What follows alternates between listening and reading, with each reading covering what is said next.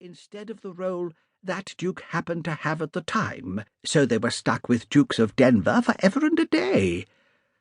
What did Gerald have to do for them? Peter asked. I don't recall him mentioning it to me.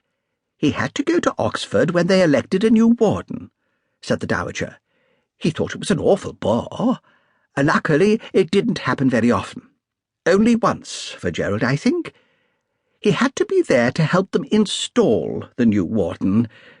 Such an odd idea, I always thought, installing someone, as though they were a new boiler or an electric light system. Has it happened again? That would be nice for you, wouldn't it? Aren't you two rather fond of Oxford? Something has happened, said Peter darkly, but we don't know exactly what. Franklin coughed discreetly from the bedroom door. We must leave you to get up and dressed, said Harriet, taking the hint. We'll see you at lunch. As they went together down the stairs, Harriet said, Do you think Cousin Matthew might be able to dig up something about all this?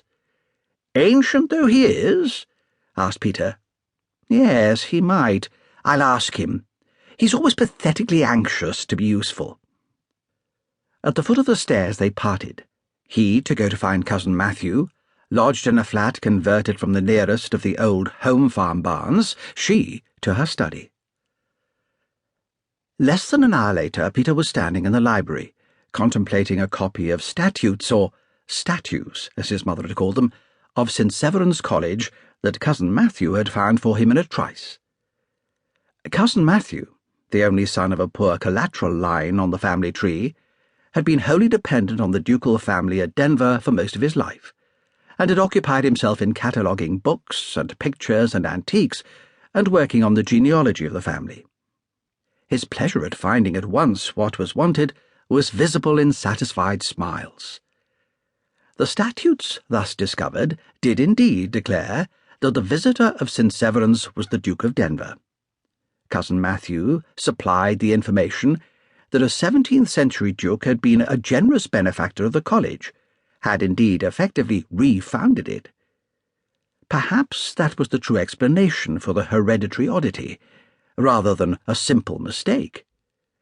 Matthew didn't think a Duke of Denver had ever been the Chancellor, or held any other office that would have made him an appropriate person to be the visitor. In the fell grip of circumstance, murmured Peter. My head is bloody but unbowed. What are my unwelcome obligations, Matthew? They are ceremonial ones, said Cousin Matthew, to do with appointing a new warden, and appointing fellows. You are allowed to delegate those. The devil I am, said Peter. To whom have we been in the habit of delegating these delights? Mr. Murbles, I believe, said Cousin Matthew. Murbles was the family solicitor, an excellent and reliable fellow, now very elderly, who had retired to Oxford to live with his daughter. Well, he is on the spot, said Peter. However, said Cousin Matthew, this is much more likely to be about your function as a referee of last resort if there is irreconcilable conflict among the fellows. See here. He turned a page or two and pointed.